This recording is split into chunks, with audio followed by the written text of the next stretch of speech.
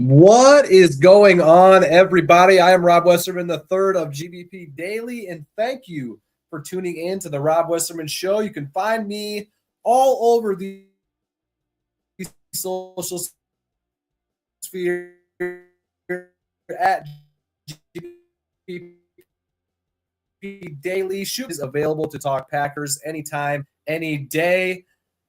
It is Monday, October 13th, and for us Packer fans, a victory Monday.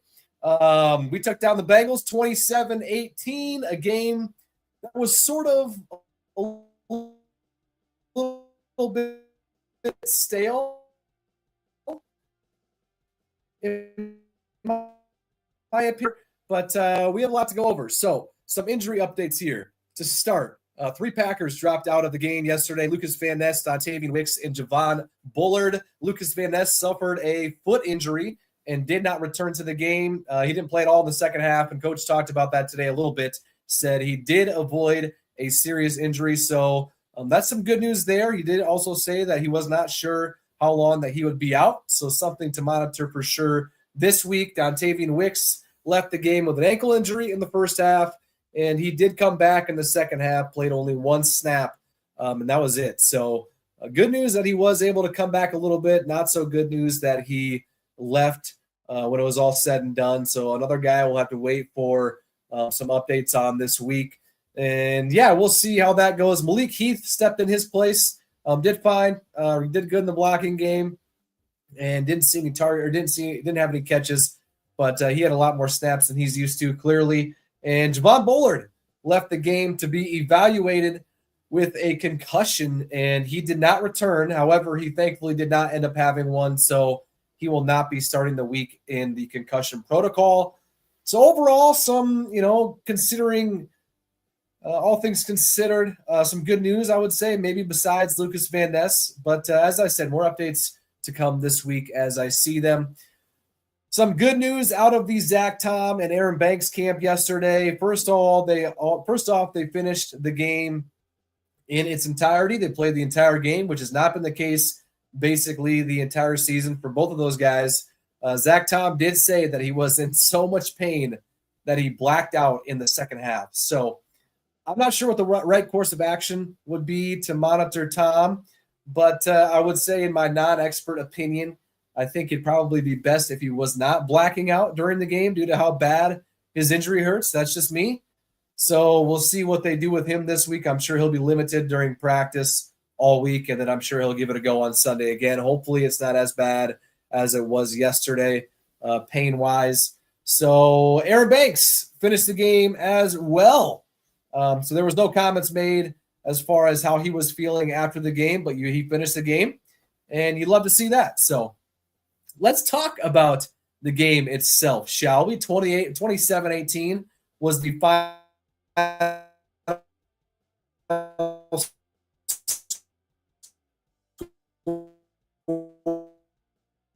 We were -1 in the turnover battle. Tried to extend the play, throws a prayer, and it is tipped, and it is picked, and not how you want to start the game off, because we were driving down the field pretty much already in scoring position for field goal at least. And then, it was third down, and he scrambles out of the pocket and chucks it up, and it's picked off. So not a good move there. Besides that, he had a pretty good game, in my opinion. For the 4th time in the last 5 games, he topped a 100 passer rating. So he is playing once every other game. I would say he's playing at an elite level if you were to scratch those, but he's got to stop having those random errant throws or decisions that he usually has maybe once a game or once every other game, and get rid of those, and he is, elite status. So Josh Jacobs, my man Phil is in the house. The Josh Jacobs flu game. That is correct. Josh Jacobs said that he was throwing up before, during, and after the game. He finished with 93 rushing yards on 18 carries and had 57 receiving yards as well. So just balled out, 2 touchdowns, carried the load. I think Emmanuel Wilson played 7 snaps and Chris Brooks played 1 snap. So Josh Jacobs is a one-man show back there in the running back room. So hopefully he can he can kind of stay as fresh as he can. It's a long season, right? And it seems like a lot of these teams in the NFL have two guys that they kind of share the load with. But for us, it's Josh Jacobs and then pretty much nobody else. Like I said earlier, Emmanuel Wilson, 7 total snaps. Chris Brooks, 1 snap.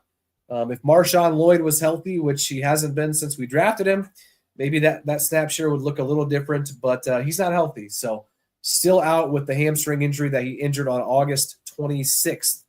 And he's not even practicing. So we'll see. We'll see what his situation is as the season goes on. Romeo Doubs had 5 catches for 55 yards, and Matthew Golden had 102 total yards on 5 touches. His best game as a pro, in my opinion, had some great catches, especially the game clincher towards the end of the game. It was cool to see. You know, he's working up on the top of his route, and then as Jordan scrambled,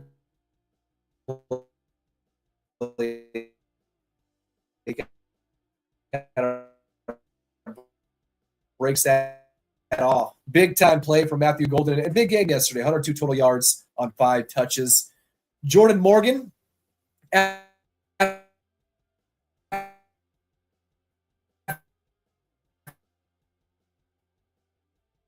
first was with snaps, which he played on his one and only drive of the game. So coaching staff thought, hey, let's give it a rotation between Jordan Morgan and Sean Ryan. And Jordan Morgan got the nod for the rest of the game. He played pretty well, in my opinion. So Lucas Van Ness had the team's Packers defense has forced 2 turnovers through 6 games. And in my opinion, that is probably a massive reason why these games are so stale and closer than what they should be towards the end. And to be frank here, we've only actually had probably 1 real turnover, and that was Evan Williams' interception against Detroit in week 1. And the other turnover being a Xavier McKinney interception before the half against Cleveland a few weeks back, which really was just an arm punt. We actually probably would have benefited a lot more if he would have just batted that down. So really, 1 turnover through 6 games is just unacceptable. And so for a team that kept talking about ball king and all that nonsense, all training camp, the whole focal point of everything on defense was to punch the ball out. And they had special conversations and a special air horn during their team meetings every time that happened during practice. And yeah, that has not translated over to the regular season whatsoever. So hopefully we can start getting some turnovers. I don't care what they are, a fumble, a pick, anything at this point would be better than what's going on right now. So if you're planning on going to a Packers game this year, maybe you're planning a trip to Lambeau, maybe you're planning a trip to an away game. Do not buy your tickets anywhere else other than TickPick. They guarantee the cheapest Packers tickets on the market. And in fact, if you find cheaper tickets elsewhere, which you will not, because I've tracked and logged every single game to prove this fact for 2 years now, they will refund you 110% of your money back. Same tickets as everybody else. Ticketmaster, Vivid Seats, all those guys. And TickPick is the cheapest. Every extra $22 off the already cheapest tickets on the market. Phil in the house knows what's up. Packers 22. Shout out to TickPick. I appreciate their partnership with myself. Let's hop into the comment section here, shall we? See what is chopping up. If you want to be a part of the show, give me a call on the Nicolet Law hotline, 319-242-2332. Nicolet Law's team of compassionate local attorneys are prepared to meet your unique legal challenges head on and provide the guidance that you need to make the most informed decision possible. They have just shy of 2,000 5-star reviews and have helped their clients recover over $350 million in the last 17 years that they have been in business. Injured, get Nicolet. Newton, my man, we should have won by 20, but I'll take a win any week over a loss or a tie. I'm with you, Newton.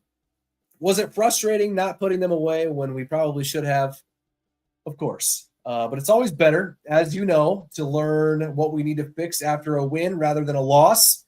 And on the bright side, none of our field goals or extra points were blocked. So we are seeing some improvement. You got to love that. So thank you, Newton, for hopping in. Have yourself a great rest of your Monday evening. My man Chad is in the house. What's up, Rob? What is going on, Chad? Are you enjoying your Victory Monday? I know I am. And I know there are some folks along the Packers fan base that aren't satisfied with the product that they saw on the field yesterday, and I completely understand that. But hey, look around the league, and I mean, look at tonight, for example. The Bills are getting beat by the Falcons. At least last I checked, they were. And winning in this league is not easy. And I understand the Bengals are probably the worst team in the NFL. And we were up by 6 with 2 minutes left, facing a 3rd and 8.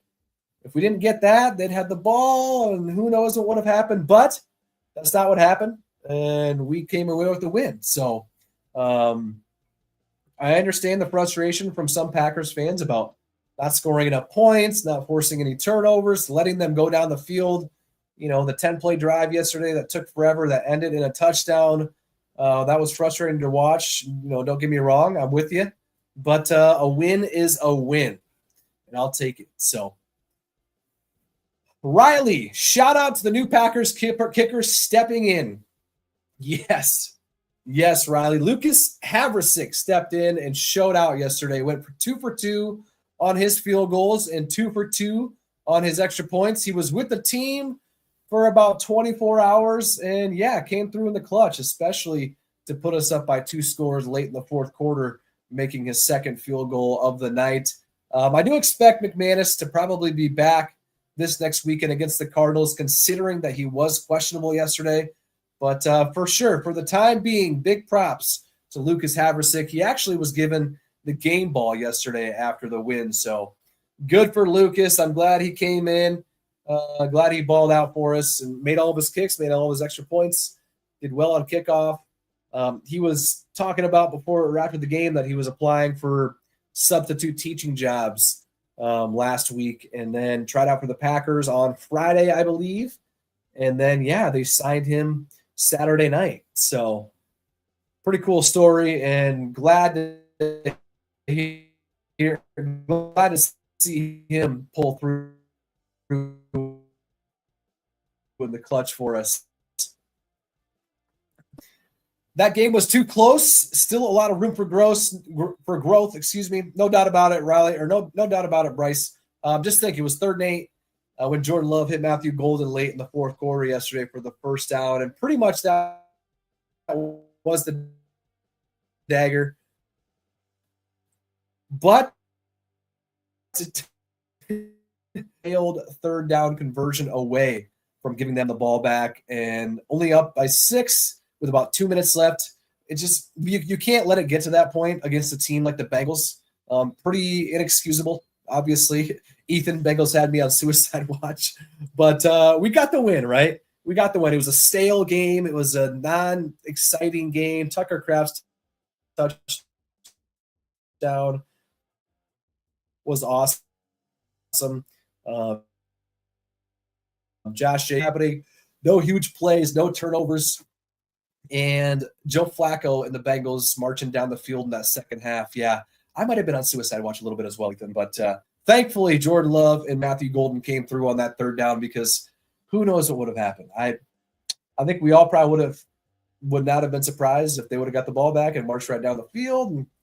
But thankfully, that was not the case. So, Chad, take a win however we can get one. Can't take them for granted. Absolutely, Chad. That's a perfect one to end on. That is going to do it for me today. Thank you again for tuning in. Always love talking Packers with you guys. Hit me up on social media at GBP Daily. Subscribe to the YouTube channel. Any sort of interaction helps myself and helps the page. I will be back and at it again tomorrow. Thank you all again for tuning in, and I'll catch you guys later. Thank you.